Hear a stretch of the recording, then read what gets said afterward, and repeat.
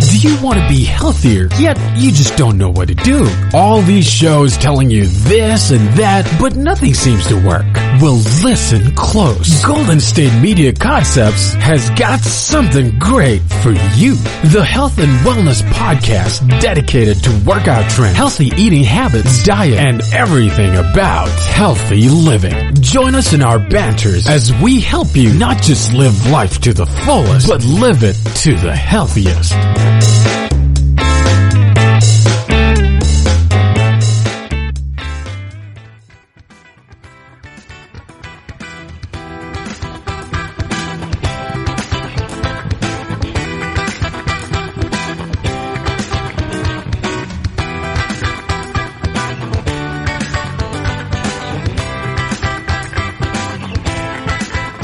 Thank you for tuning into the GSMC Health and Wellness Podcast, brought to you by the GSMC Podcast Network. I'm your host, Alex. You guys, I love sugar. I'm just going to come out and say it. I love carbs, really. Let's just say that. I love carbs. Potatoes are probably my all-time favorites, but they're also full of sugar. I also recently moved to San Antonio, which is in Bexar County, Texas. And there are churro stands and raspa stands everywhere. And I am just daily tempted to grab one of those snacks on the go. However, in 2014, 14.2% of Bexar County adults have been diagnosed with diabetes, either type 1 or 2. So we are number 1 in Texas, whereas Texas's average is about 10.6%, and it's much higher than the national average of 9.3%. So, they've predicted that the number of Americans with diabetes will double or triple by 2050 if the current trends continue. Today, we are going to demystify all the different types of sugar. We're going to talk about what they mean. We're going to talk about juice versus solid fruit versus sodas, why people are developing more diabetes, and how good artificial sweeteners actually are for you. So first off, we are going to discuss the difference between 3 main types of sugar. Glucose. So when you go to the doctor, they tell you you're going to do your fasting blood glucose. That's the sugar in all carbs. Think just starch in general. So potatoes, etc. Fructose. That is a sugar that is found specifically in fruit, and it tends to be sweeter than glucose. Sucrose is table sugar. So that is a mixture of 50% glucose and 50% fructose. High fructose corn syrup, the one that we always hear is extra bad, is cornstarch, which again, glucose, starch, is glucose, with enzymes added in to convert some glucose to fructose. And that makes it 55% fructose, 45% glucose. That's why corn syrup is sweeter than table sugar. Unfortunately, we do not absorb fructose well in our gastrointestinal tract, so anything left over from that goes into the liver. We especially don't absorb it well when it's divorced from the fruit. Fructose consumed in the form of fruit gives you fiber and phytochemicals too to help slow down your digestive process and hold those sugars in your GI tract longer. So the little microvilli, which are like these little finger-like projections on the inside of your intestines, can absorb more nutrients. It gives them more time to absorb that fructose than gets deposited to the liver. However, if you eat fructose not in a fruit form, say it's an added sugar like table sugar or corn syrup, then there's no fiber to slow down that digestion, and there are no phytochemicals generally to help prevent inflammation. That's why the buildup of fructose in the liver leads to metabolic problems like obesity, type 2 diabetes, I'm sure you've heard of fatty liver disease, and just inflammation in your entire body. So it can also cause problems with autoimmune disorders. So the real question is, what's best for you? Science says that all added sugars should be avoided. If you're not eating something that has sugar already in it, like an apple, you're not going to put more sugar on your apple. That's an added sugar. But the sugars that are in it are good for you. So since we're avoiding added sugars, that is sad news for my sweet tea and my caramel macchiatos. But if you want a list to help you whittle down your sugar consumption, starch/glucose is going to be better than sucrose, since that sucrose or table sugar is at 50% fructose, and then that's also going to be better than fructose. So when we view it that way, you can see that sodas are worse for you than eating the same amount of sugar in whole fruit. So a little can of soda, like a 12-ounce can of soda, is the same as about 3 to 4 oranges. And while that's the same amount of sugar, it takes longer to eat the oranges than it does to knock back the sodas. So it helps your digestive system process. The fructose to glucose balance is also about 10% higher in the soda, since they're usually sweetened, not unsweetened, with high fructose corn syrup. So that means while it's the same amount of sugar in a single can of soda as it is 3 or 4 oranges, if you drink the soda, it's still going to be harder on your body than those 3 to 4 oranges, especially on your liver, since that extra fructose is stored in there. So the fructose in the oranges also comes with fiber. Fiber is really important, as we said earlier, for slowing down the digestive process. And that is in whole grains, it's in fruits, and it's in vegetables. And the same with phytochemicals, those tiny little plant chemicals that are necessary for slowing down your digestion and improving absorption of the fructose so it doesn't go to the liver and cause metabolism issues. The phytochemicals specifically are there to reduce that inflammation, and the fiber is what slows it down. So what that really means for you is that if you drink a lot of juices, I know we encourage people to do juice cleanses and to, squeeze your own juice. Or, if our kids ask for a soda, we're like, hey, no soda or Kool-Aid right now. Get juice. It's better for you. Unfortunately, juices tend to have about the same amount of sugar as sodas. So they're also not great for you because just like sodas, there's no fiber from the fruit body in those juices, so it's just a bunch of sucrose. So it's just a bunch of glucose and fructose mixed up in there together, especially if they add additional sugar. So I consulted the USDA website, and their nutrient database or nutrition database said that 1 cup of orange juice has less than 1 gram of dietary fiber. It's 0.7 grams specifically. So it's not really even enough for it to count. And then a cup of orange slices, comparatively, has about 4.3 grams. So that's over 4 times as much fiber in that single cup of orange slices than in that entire cup of orange juice. So make sure that you check the nutrition labels for added sugar. And I did check to see if drinking it with pulp provided you with more fiber. Unfortunately, it does not. So 2 leading OJ brands had that were marked as having high pulp amounts. They had 24 and 26 grams of sugar respectively, and each of them were marked as with 0 fiber because they had less than 1% of dietary fiber to help you get that down. So you'll have to get your fiber elsewhere. Maybe do, some whole grain toast or a whole grain oatmeal or something in the morning without added sugar. Put some cinnamon or something in that. Or if you enjoy a more savory one, I like to put sausage and eggs in mine. You can add a little hot sauce and some cheese if you want to get wild. And that's a little bit healthier for you. You don't want to add too much milk because that's also going to have sugars in it. As long as you're not going over your daily milk allotment though, then you should be okay. But if you get that fiber elsewhere, then you can still have that juice to help you get the phytochemicals, but you're going to need the fiber to help you really absorb that so that that fructose doesn't go straight through your body and the rest of it getting stored in your liver and causing that fatty liver and all those other problems. So we're talking about this in terms of metabolism. This is a metabolic issue. So your metabolism is what helps you burn energy. So, usually it's supposed to be burning fat, but if it goes into starvation mode, then sometimes it'll burn protein and stuff instead. So you want it to burn those carbs and that fat. But in order to do that, we have to give it its best chance possible. So you want to make sure that you're getting those whole grains in. Now, I don't like those super grainy breads. I just don't like them. I don't like my breads to be chunky is what it really comes down to. And the ones that have seeds and little bits of ground up stuff in them, I'm not a big fan of that.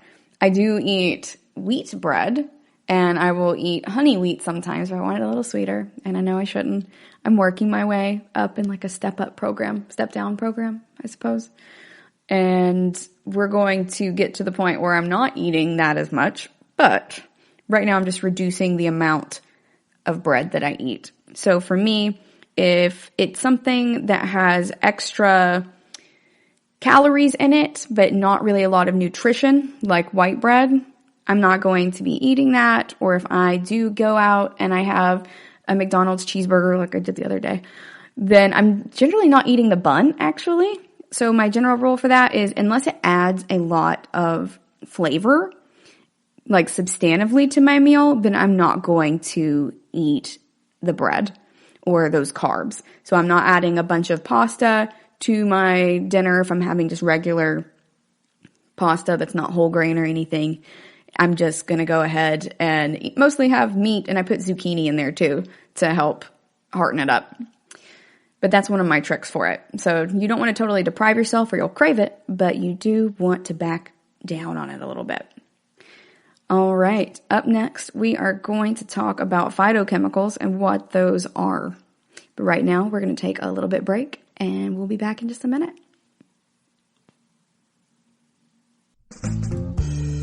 Are you looking to learn more about the latest trends from the fitness world? Are you confused by all of the different trends that are out there? The GSMC Fitness Podcast is the place for you. The GSMC Fitness Podcast is the place to come for people of all skill and interest levels. Join us as we explore the latest trends in the fitness world. Does that new exercise really work? Should I try yoga? Whatever your question, chances are good you'll find an answer on the GSMC Fitness Podcast.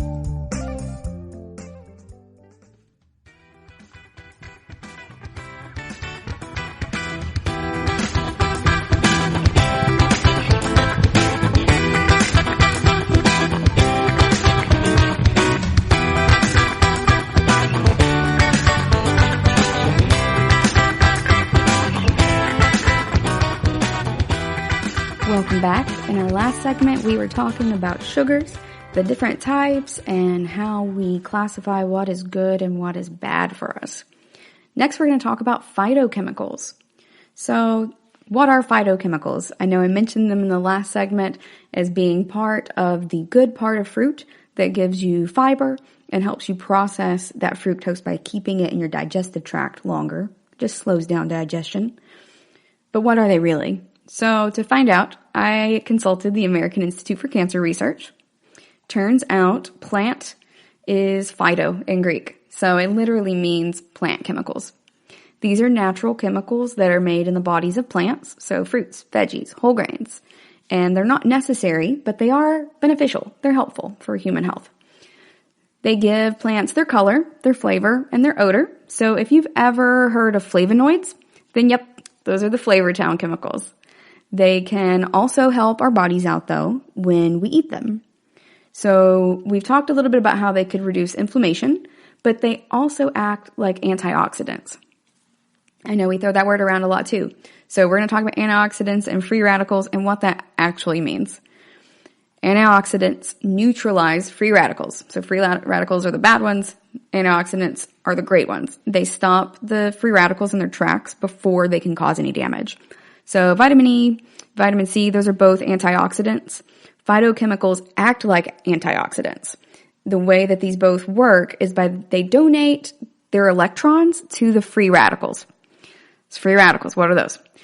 Those are molecules made of protons, neutrons, and electrons, like all molecules. So those carry positive, neutral, and negative charges. So electrons, negative charges. The free radicals are going to be molecules that have unpaired electrons, one or more. Just they don't have a mate, and so they're kind of grumpy. And they will run around and steal electrons from other molecules and cells, making more free radicals and just generally running amok. They even have names that sound like superheroes and villains from the 80s. So superoxide is an example of a free radical, and hydroxyl radical, to name a couple of them. So where are these free radicals coming from? Well, you can get them from the ozone, the sun, pesticides, cigarette smoke, all that stuff that they tell us to avoid. And you know that they can be carcinogenic. They can promote the growth of cancer cells. So you can also get them, though, from unhealthy fats and from stress. And the kicker is that your body also makes them naturally. Remember the good old powerhouse of the cell, mitochondria? Well, in order to make energy, ATP, that is mitochondria's job. In order to manufacture that ATP, your mitochondria mixes oxygen and glucose together to make byproducts of water, carbon dioxide, and unfortunately free radicals as part of that metabolic system. So this is another time when science is a bummer. When that ratio, though, of the free radicals to the antioxidants becomes imbalanced in your body and you have more free radicals than you do antioxidants, then oxidative stress occurs. So oxidation just means that a molecule loses one or more electrons. So oxidative stress means it's imbalanced. There are more free radicals, so they have more negative charges. They're missing more electrons. So this oxidative stress can lead to cell and tissue damage. Unfortunately, it is also a part of physical aging. So what that means is that long-term oxidative stress can also contribute to chronic conditions like cancer, diabetes, which we will talk a little bit more about later, and also heart disease. Now that we know what all of these terms are, let's talk a little bit about how antioxidants and phytochemicals that act like them help us out. So the way that they work is the same. They neutralize or remove free radicals in a chemical process that just involves them donating an electron. They just give one up to the free radical so that the free radical is no longer with an unpaired electron and out there just wreaking havoc on your cells. Your cells naturally produce some antioxidants on their own, but much like how we manufacture 90% of our vitamin D from the sunlight, and we still get 10% from our diet should also supplement our body's cache of antioxidants. And the best way to do that is by eating foods that are high in them. So you can also boost your antioxidants by working out. It's not just diet-based. Stick with me though, because this is a little bit wild how it works. And you're going to be like, what? Because that was my reaction when I first read it. So exercise increases your production of free radicals in your body. That causes temporary oxidative stress in your muscles because, again, there's more negative charges because those free radicals are in there with unpaired electrons with those negative charges. And then those free radicals regulate the growth of tissues in your body, so like your muscles and stuff, and stimulates the production of more antioxidants. So in this way, the free radicals are creating antioxidants. Kind of like how carbon dioxide from when we exhale goes and gets absorbed by plants, and then that's released as oxygen back to us that we inhale and then exhale again as carbon dioxide. That's just how it works. But like all of that, instead though, your plant is not your partner in this. It's just your own cells doing it in response to exercise. So partner up with your cells to create some more antioxidants and go work out some. Your cells will thank you. If you don't want to diet, I definitely recommend picking it up through some exercise. But really, we want to do both to get those abs in the kitchen. So long-term oxidative stress is bad, and it damages cell membranes, other parts of the cell, proteins, and your DNA. But mild oxidative stress, that's more temporary as well, can also help your body prevent infections and diseases from spreading. They did a 2015 study on melanoma cells in mice, so skin cancer cells, and they found that exposing these mice to short-term oxidative stress helped limit the spread of the melanoma cells in those mice. So, should you take antioxidant supplements, or should you supplement your diet with actually eating them in the form of vegetables and fruits and such? I checked out what Harvard Medical School had to say about that, and they say do not take antioxidant supplements. You are much better off getting them from your food.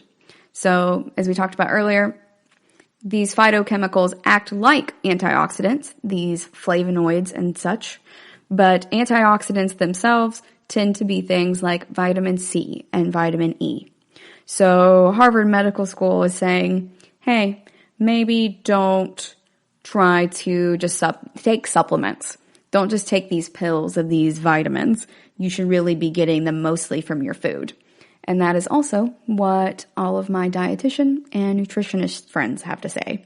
So that's what they learned in grad school, and that's what I kind of go with. So I am on vitamin D3 supplements because my doctor prescribed them and told me how to take them. But for the most part, I try to go outside and spend some time in the sunlight for a little bit each day. Not always great at that, but I try to do it after my workout as well. So I'm like cooling off, just sitting by the pool at my apartment complex and enjoying a little bit of soaking up those sunbeams. It's really great. It works for me. You can read a book. You can do whatever you need to. Go for a walk if you want. We also have like an obstacle course here, so I can go and try to climb that and hang out on it. Take my friends' dogs for a walk. We have a really awesome park over here that's in like it's in my backyard really. So we take the dogs out, and sometimes I just sit there and drink coffee while I watch the dogs play. And that is enough. That's you trying to get that vitamin D naturally from the sunlight so that your body can help manufacture it, because that is where about 90% of it comes from. All right. Well, we are going to take a quick break, and when we come back, we are going to talk about what happens when sugar goes wrong. We'll be right back. Tired of searching the vast jungle of podcasts? Now listen close and hear this out. There's a podcast network that covers just about everything that you've been searching. The Golden State Media Concepts Podcast Network is here. Nothing less than a podcast bliss with endless hours of podcast coverage. From news, sports, music, fashion, cooking, entertainment, fantasy, football, and so much more. So stop lurking around and go straight out to the Golden State Media Concepts Podcast Network. Guaranteed to fill that podcast itch. Whatever it may be. Visit us at www.gsmcpodcast.com. Follow us on Facebook and Twitter, and download us on iTunes, SoundCloud, and Google Play.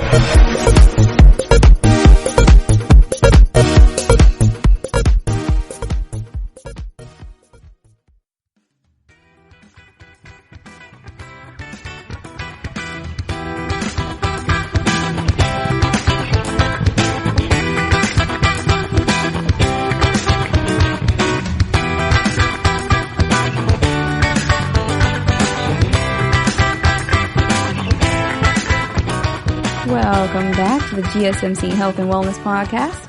Before the break, we were talking about free radicals and phytochemicals and antioxidants and what those all actually mean for your health and your wellness, how those work together, how they cause problems, and how they solve them.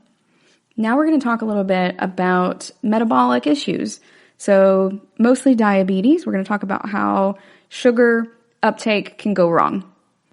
Now, there are actually several types of metabolic disorders that are very much in the diabetes family. We tend to just think of them as diabetes 1 and 2, but the three main types are going to be type 1, type 2, gestational diabetes, and also pre-diabetes is a big deal. It's not quite full-blown diabetes, but it is telling you that you are on your way there.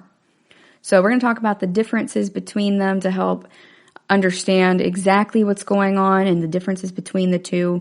And then we're going to talk about a couple other kinds. So for type 1, that means that your body, specifically your pancreas, doesn't make insulin because your immune system is kind of actively destroying the cells that make insulin in your pancreas. Scientists are still looking into why it does that. So we mostly just know that it does, but we don't have a way to stop it.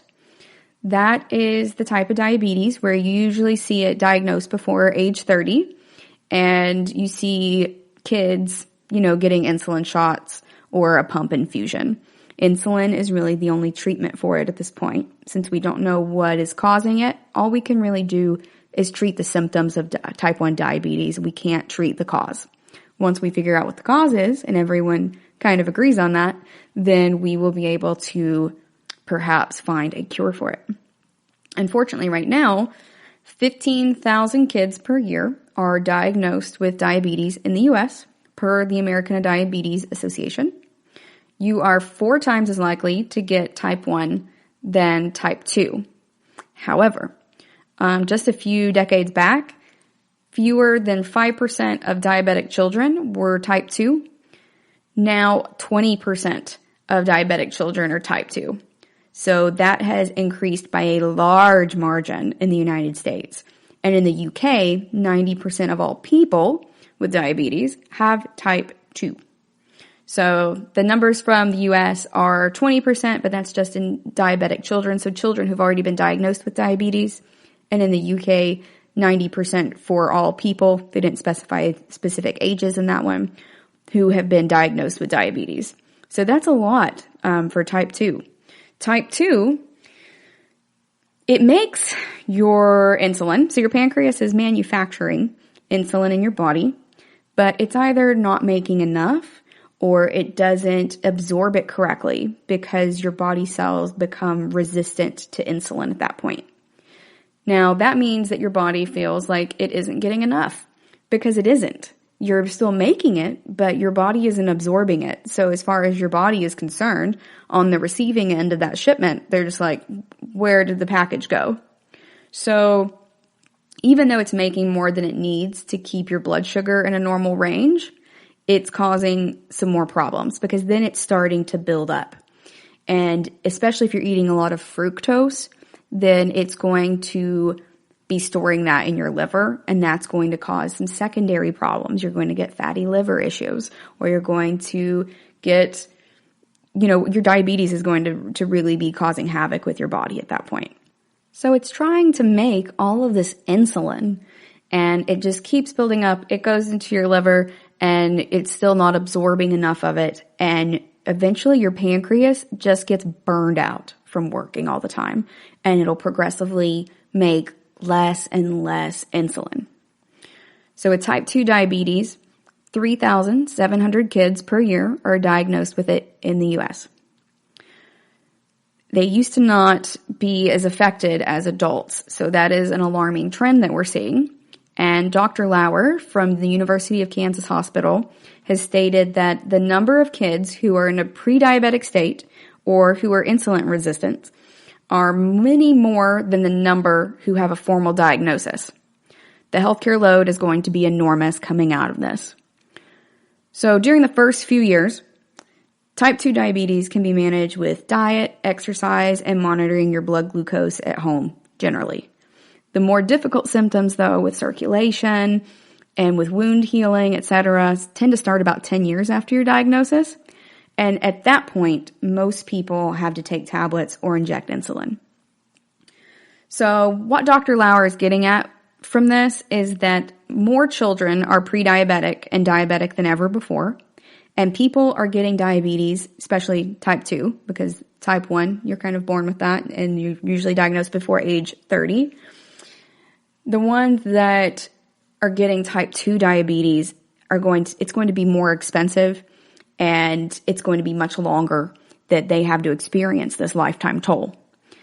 Here's the numbers on that. So the big difference between living to 75 years with diabetes, if you were diagnosed at 20, then at 50, is that if you develop type 2 and are diagnosed with it at age 20 and your symptoms start 10 years later at age 30, then you have 45 years of that 75-year lifespan of it continuing to progress and deal with it.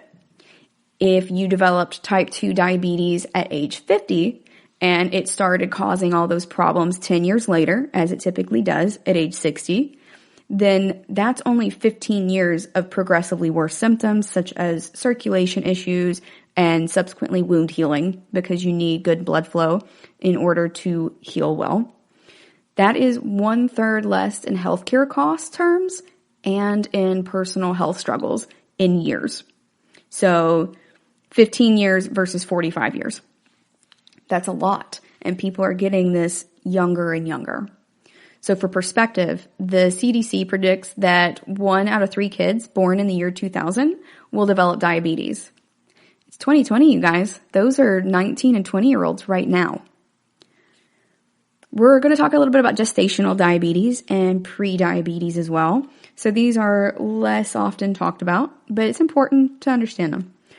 So gestational diabetes usually only affects women during their pregnancy. So they're normally okay afterwards. And it affects about 2 to 5% of pregnant women. However, if you've had gestational diabetes, then that is going to increase your risks of it developing type 2 down the line, even if you no longer have it after the end of the pregnancy. So why does that happen? So when you're pregnant, you have all of these huge amounts of hormones created by a pregnant body that cause insulin resistance. And then your insulin requirements of the pregnant body, because you're gestating a tiny life in there, it triples by the end of your third trimester. And if the pancreas cannot hold up at that point, if it can't keep up with the needs of your body, then your blood glucose levels are going to go ahead and rise. Just like with type 2 diabetes. So it's that insulin resistance that is really the key in there. Prediabetes is when your blood sugar levels are higher than they should be, but it's not quite enough to be type 2 diabetes. You're almost there, but you're not there yet. It's still quite serious though. And according to the CDC, about 84 million adults in America have prediabetes. That is more than 1 in every 3 American adults. So if you are out to brunch with your girlfriends, look to your left, look to your right, one of the 3 of you may very well be at risk of developing type 2 diabetes and may already have prediabetes. The kicker there is that there are generally no signs or symptoms of prediabetes.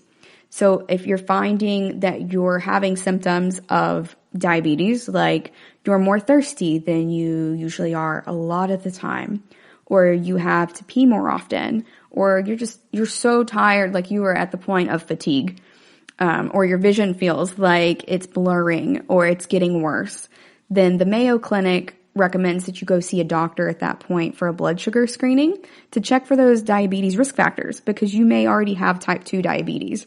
Those are all symptoms of type 2 diabetes. You don't know if you already have prediabetes because nothing's happening. So by the time you recognize it, it can kind of be too late. We are going to go on a brief break, and when we come back, we're going to talk about why more people are developing diabetes now. The GSMC Life and Happiness Podcast takes you on a journey of exploration. We'll discuss tried and true methods alongside the latest trends of how to best live your life to its fullest and happiest. From psychology to meditation, science to self-help books, the GSMC Life and Happiness Podcast will help you to discover what makes you happy and how you can live life being the best you possible. Download the GSMC Life and Happiness Podcast on iTunes, Stitcher, SoundCloud, Google Play, or anywhere you find podcasts. Just type GSMC in the search bar.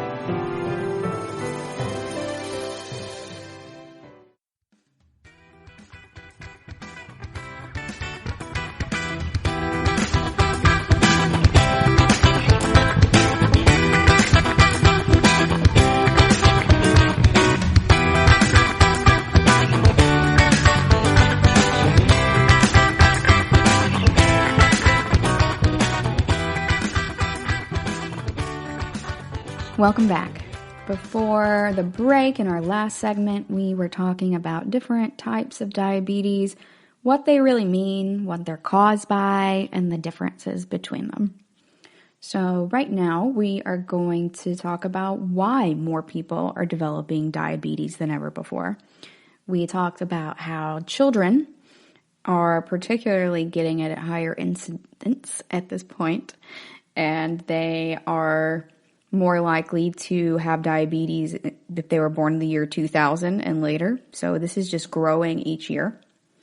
There are a couple reasons for this. So specifically with type 2 diabetes, it generally boils down to about 3 things: money, safety, and genetics.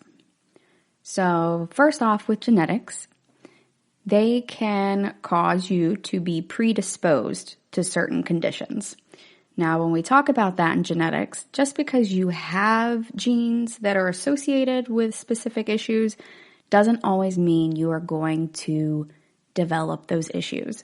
But certain genes can kind of predict the likelihood that you're going to develop these issues later on. However, all ethnicities, regardless of their genetics, have been experiencing climbing obesity rates. So that means that even though genetics plays a component in it, it is not the only reason. So it's also associated with socioeconomic status and food deserts. So when we say food deserts, we mean areas where there aren't grocery stores for miles nearby. There's not access to healthy food, really, and it's really hard to come by if there is.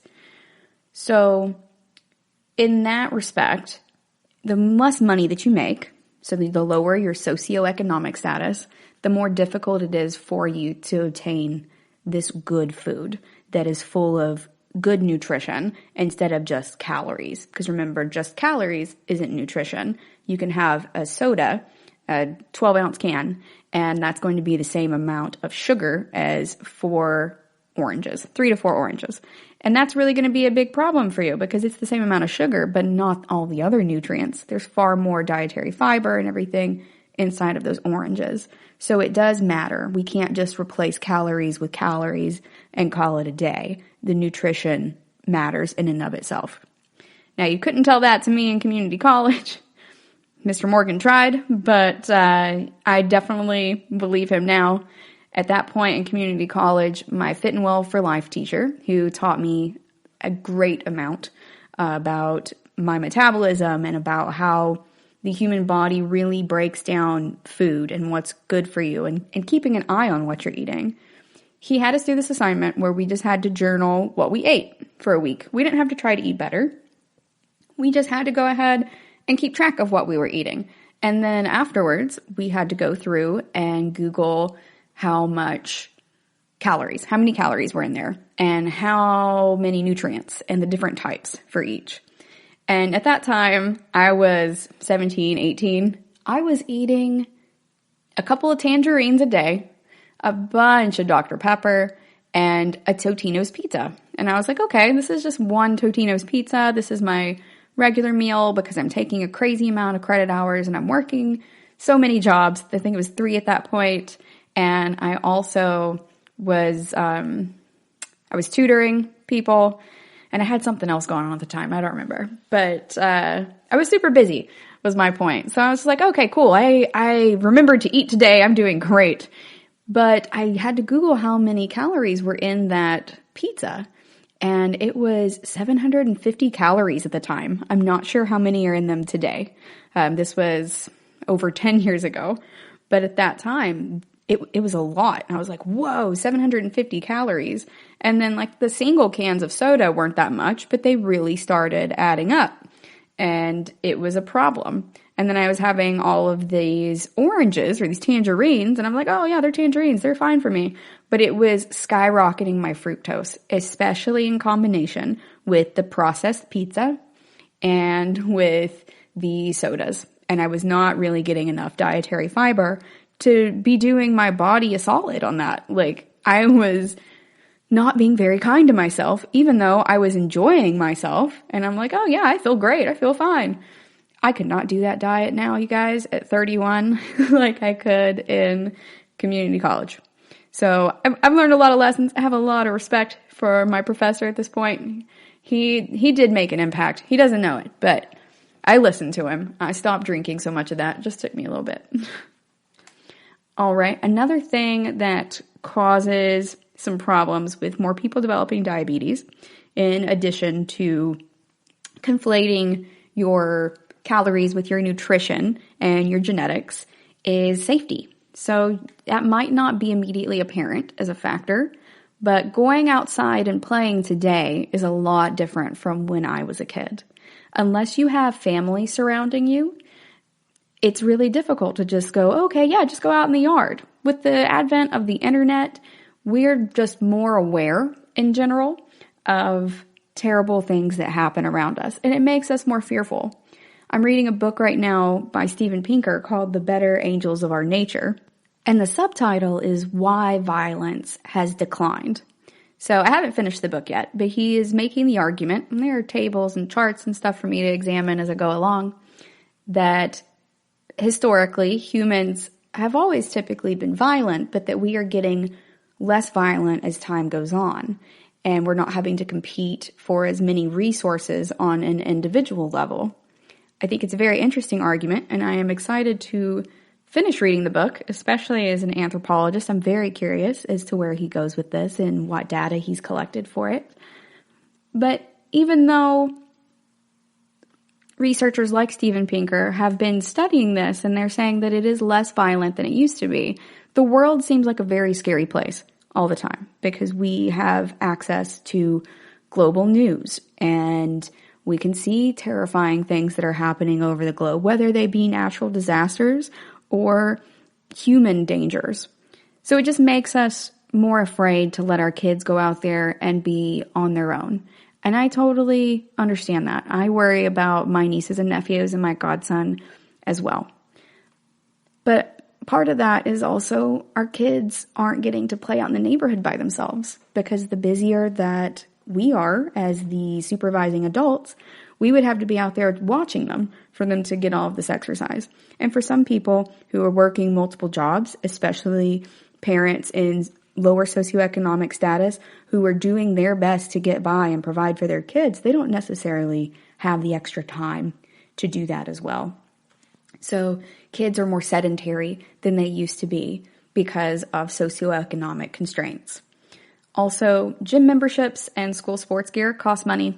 So does better food. Better food in general is more expensive. If you've not eaten a school lunch lately, my godson's direct words on the subject are, it's trash. The nacho cheese tastes like chlorine and has the consistency of Jell-O, and the cheese doesn't even stick to anything with the nachos. If you poke it, your finger bounces off. In short, it's processed. They're feeding these kids nachos with processed cheese for lunch. And for kids lower socioeconomic status especially, this can be very problematic as that might be their best chance at nutrition and a meal for the day. This is true almost globally with better food being more expensive. They did a recent study in New Zealand and had people online shop for food in a simulated grocery store, just like they would in the regular world. So the same types of items, the same amounts, without telling the shoppers, which makes this a blind study. So that means the people who are the subjects are not aware of it, so it can't affect their thinking.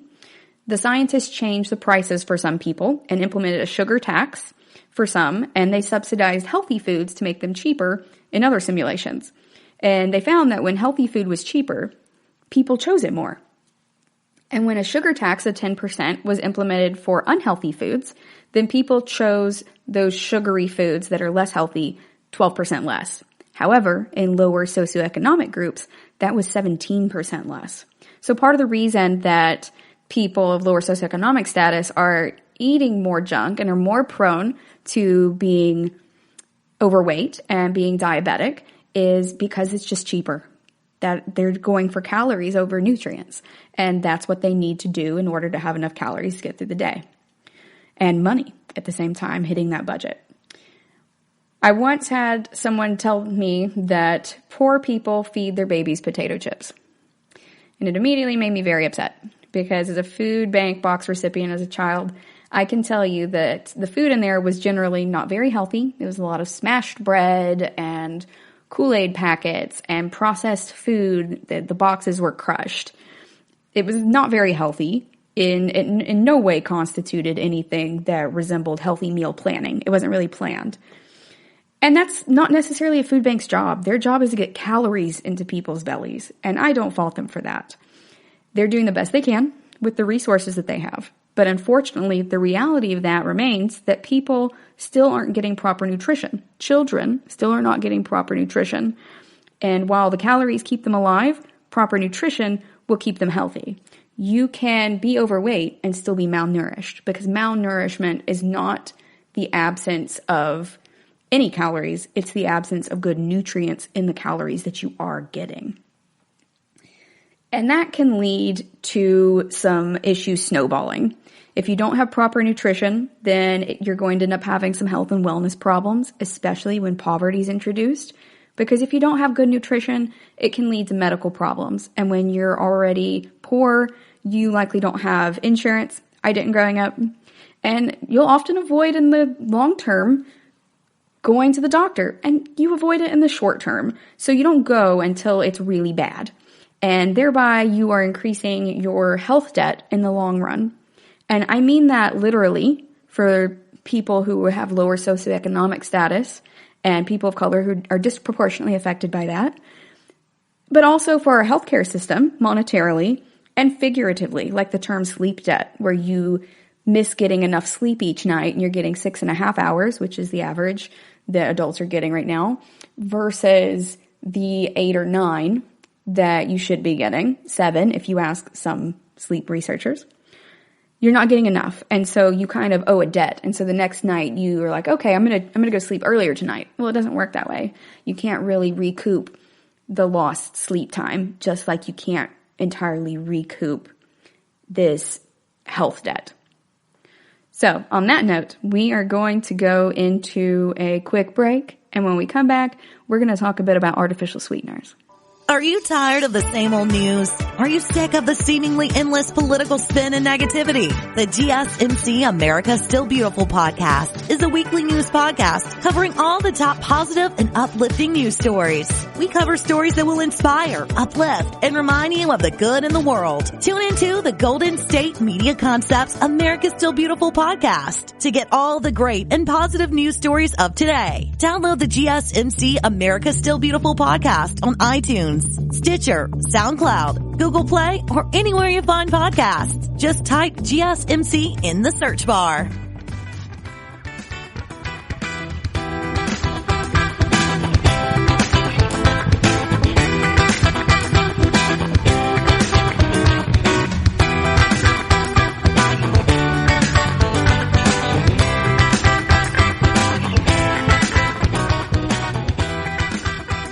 Welcome back. In our last segment, we were talking about factors that increase the likelihood of people developing diabetes and why that's happening more and more today.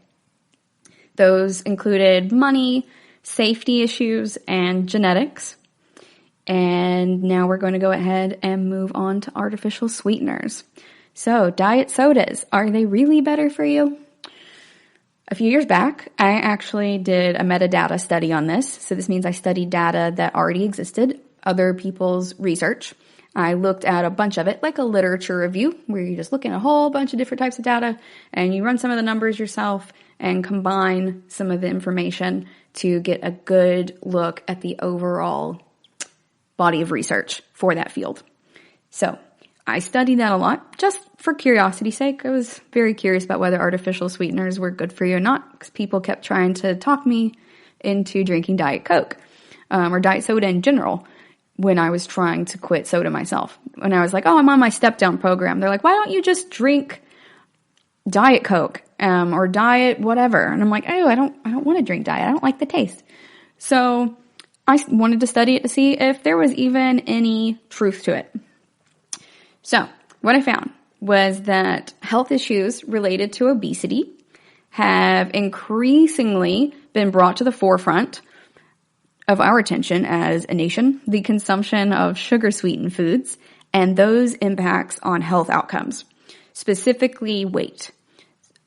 In response to that, artificial sweeteners such as aspartame, sucralose, saccharin, etc., all those have become increasingly popular as sugar sweetener replacements in food and beverages for the past 3 decades to combat weight gain or even lose weight, which is what my friends were recommending. So many manufacturers in that industry, the artificial sweetener industry, have claimed that using artificial sweeteners instead of sugar sweeteners will help you lose weight faster or lose more weight or even prevent weight gain typically caused by eating sugar.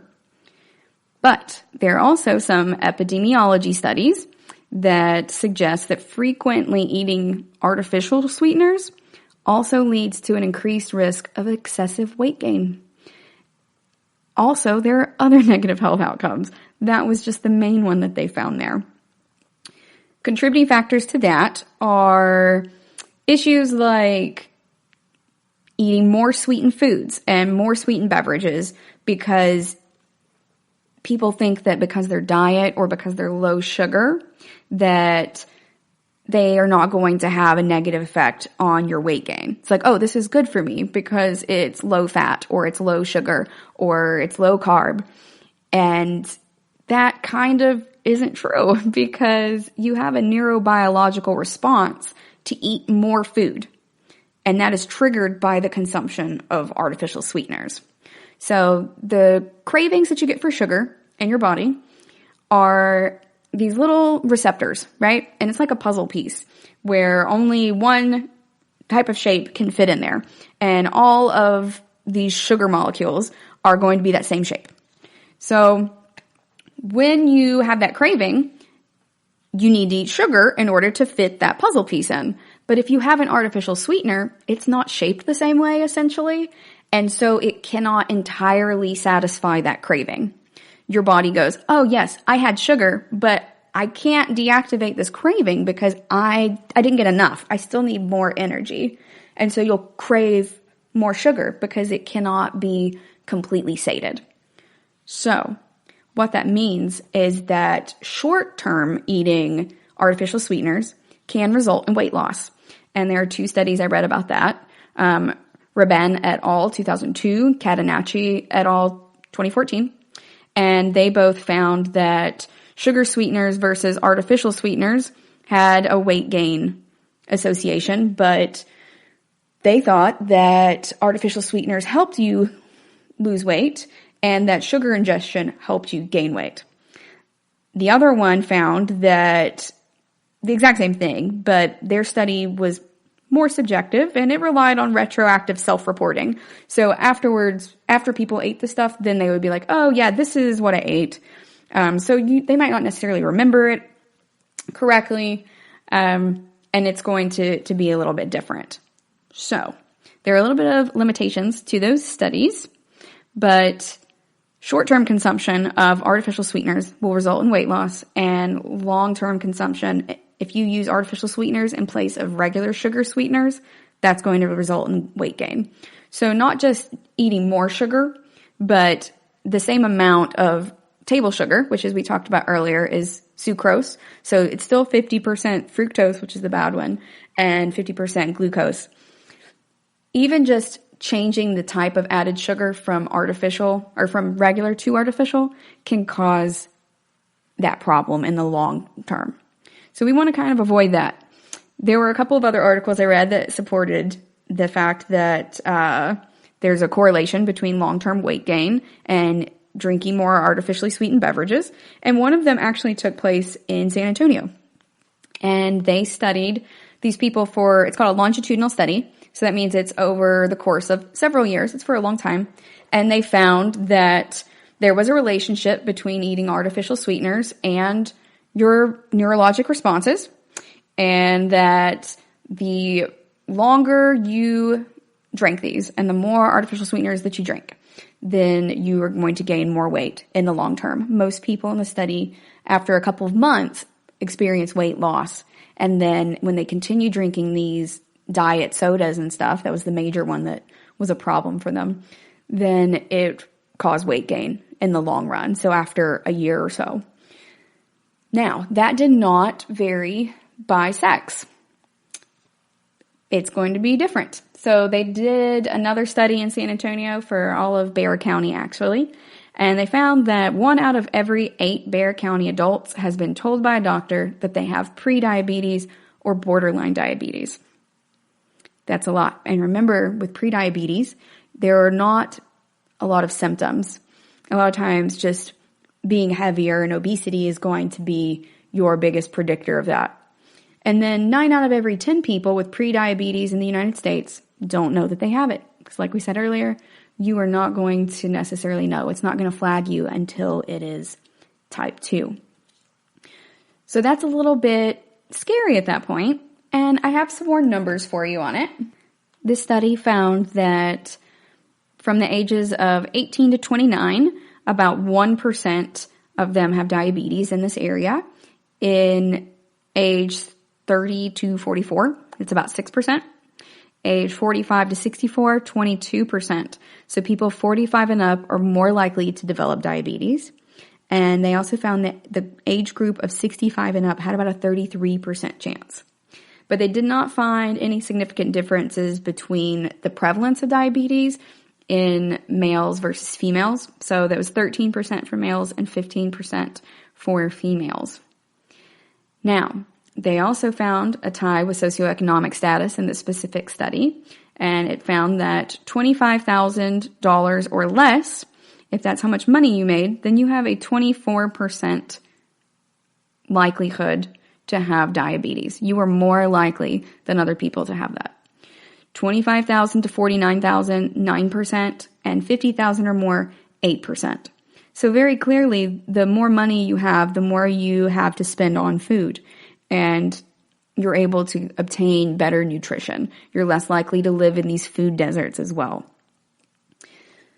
So I thought that was pretty interesting. And they also said that college graduates are the least likely to suffer from the disease. Now, I think that part of that is just being able to get that education. A lot of people are not taught about proper nutrition in high school. And I learned it in college because Fit and Well for Life was a required class. I would not have taken that on my own if I had not been required to. It never would have occurred to me to take that because, I thought I was relatively fit. I was doing terrible things to my internal organs by having all that fructose every day. And that probably made a really big difference for my overall health without me really being aware of that. But only 9% of college graduates had diabetes here. 24% of people who had some high school but had not graduated had diabetes. High school graduates were at 14%, and some college but without graduating was 13%. So you can see that education plays a big role in this as well. All right, guys, we are reaching the end of our evening.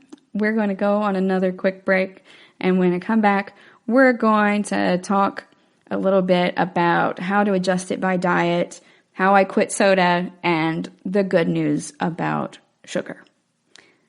Be right back. GSMC Beauty Tips Podcast gives you advice on everything from hair to fashion to skincare products. We'll talk about the latest trends in makeup, hairstyles, and anti-aging remedies. And we'll cover all of the newest fashion trends. If you have an interest in or questions about the beauty trends that might work best for you, the Golden State Media Concepts Beauty Tips Podcast has got you covered. Download the GSMC Beauty Tips Podcast on iTunes, Stitcher, SoundCloud, Google Play, or anywhere you find podcasts. Just type GSMC in the search bar.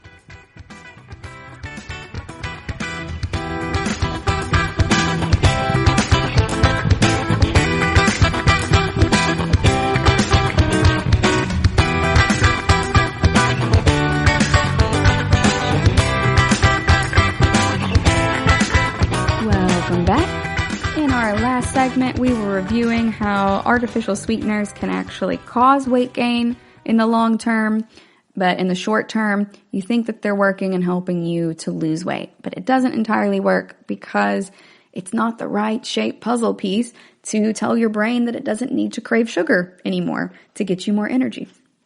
Now we're going to talk a little bit about how this affects other animals. So it isn't just in humans. Equine metabolic syndrome is very similar to diabetes. Just like diabetes is a metabolic issue, so is EMS.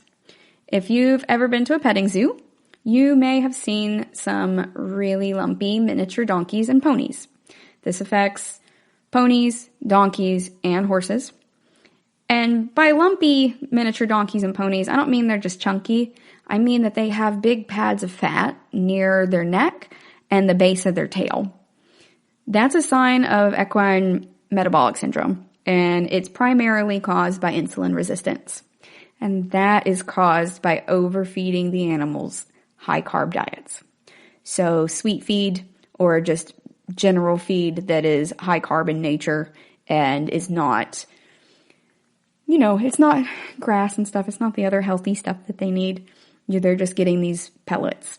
So EMS can also cause them to be infertile, and it can also make them more predisposed to getting equine Cushing disease, which is Cushing disease, but for horses. So I did not know any of that when I went to an herbivore drive-through safari here in Texas on this giant property, and I took my godson and some friends a few years back.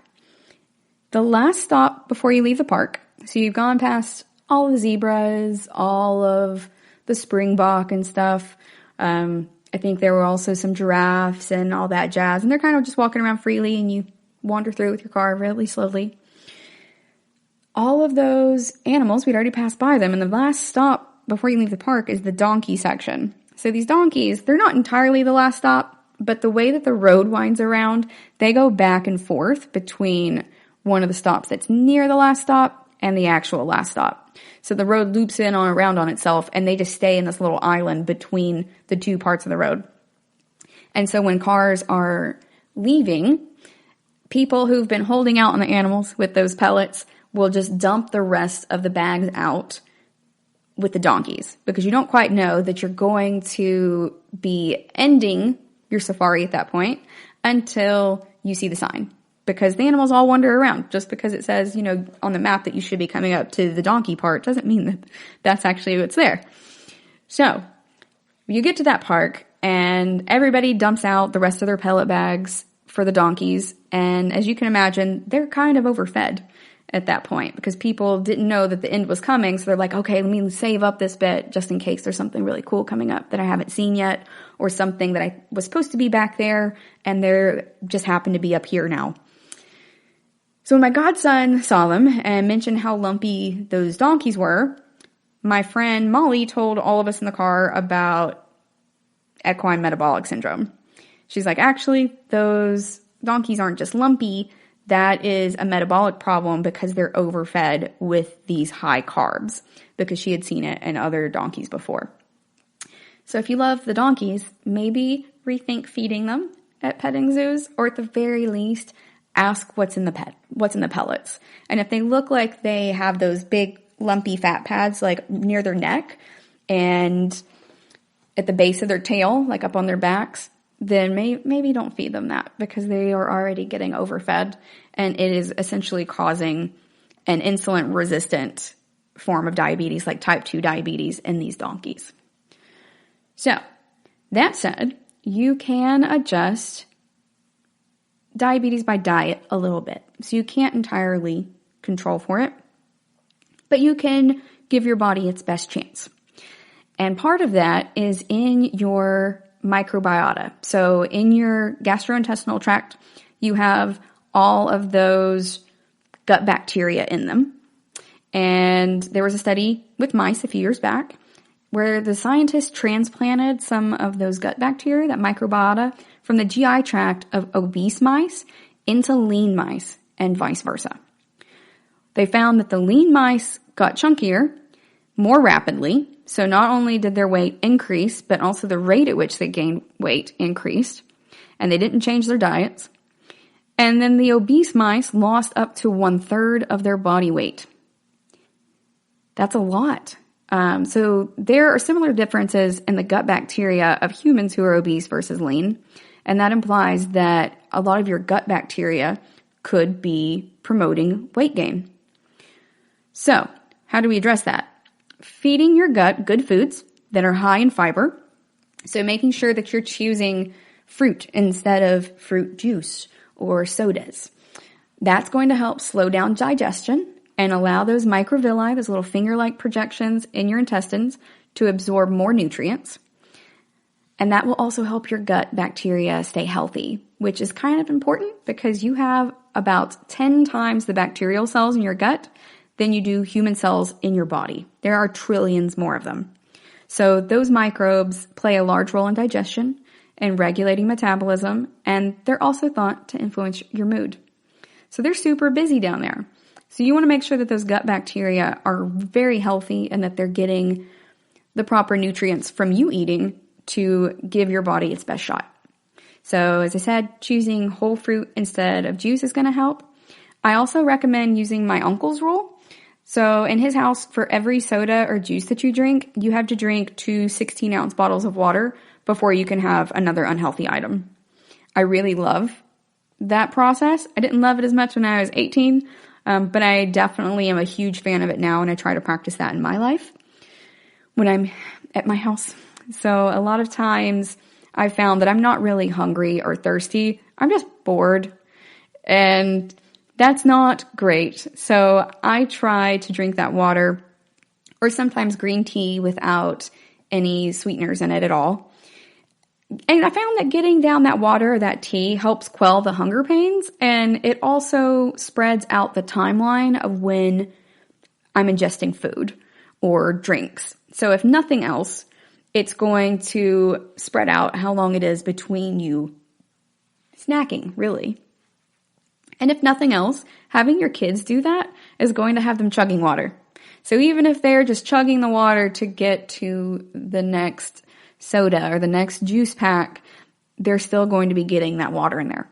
So that's going to help a lot. That's going to help them urinate more. It's going to help clean out those kidneys and everything. Getting more sleep also helps a lot. Your body does a lot of repairs while you're sleeping, and so you really need to get that full amount. Okay, so we're also going to talk a little bit how I quit soda. So this is not scientific per se, but you might have heard me mention earlier my own step down program. So in college, as I said, I drank a lot of soda. It was a ridiculous amount. My friends were also college students, but were horrified at how much I was drinking the soda. And I drank cases of that stuff all through grad school too. And I knew I needed to quit. So I swapped to a soda that had less sugar. And then I swapped down to a clear one that had even less sugar. I didn't go on a full diet, but I also didn't like the taste of Diet Coke or any diet drinks at all. I'm not a fan of just the flavor of artificial sweeteners. So after a while of just trying it with a regular sweetened soda or sometimes juice, after that clear one, I found I wasn't craving the sugar as much. So I wasn't drinking as much sugar or consuming as much sugar on a regular basis.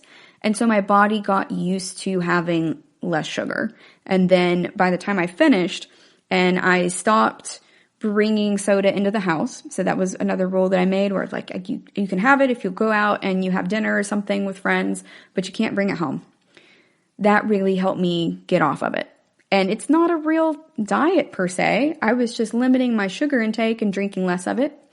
And I do that with my caramel macchiatos, where I'm trying to lower how much caramel I'm putting in my coffee by putting it just at the level where I'm like, oh, this could use some more sugar. It's still drinkable, but I could use some more sugar. And I do that for a while, and then I keep dialing it back because my body's getting used to less and less sugar. That is what works for me. You don't necessarily have to follow a prescribed diet that is already called a diet in order to make these changes, because it's about making better choices, not perfect choices. It took me a little bit to quit those sodas, but I did it and I haven't gone back. I haven't been craving sodas or anything like that. So do what works for you. Let's keep it science informed, but also listen to your body. It's really important, and it will tell you what makes it happy and what makes it upset. So all that said, the good news is that science says eat dark chocolate. It has more cocoa. So remember we talked about those flavonoids earlier?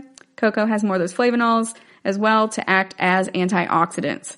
They also have less sugar than milk chocolate by a landslide. So you can still have chocolate, just have some dark chocolate. And like dialing back your sugar in your drinks, if you don't already like dark chocolate, just start with a lower percentage of cacao. Start with like 35%, 50%, 65%, and move up. I really love a good 75%. 90 is almost too much for me, but I'm getting there. And I really enjoy them at this point. So it's just an acquired taste. for some people if you're just not into it being that bitter, but that's okay. It's good for you. It has antioxidants and it has less sugar. So when in doubt, choose the dark chocolate. Thank you so much for listening to the GSMC Health and Wellness Podcast, brought to you by the GSMC Podcast Network. I'd like to ask you to remember to subscribe to the show and write a nice review. That always really helps us out. Also, if you could please follow us on Facebook, Twitter, and Instagram. I would love to hear your thoughts about your personal diets and how you're getting through the sugar cravings.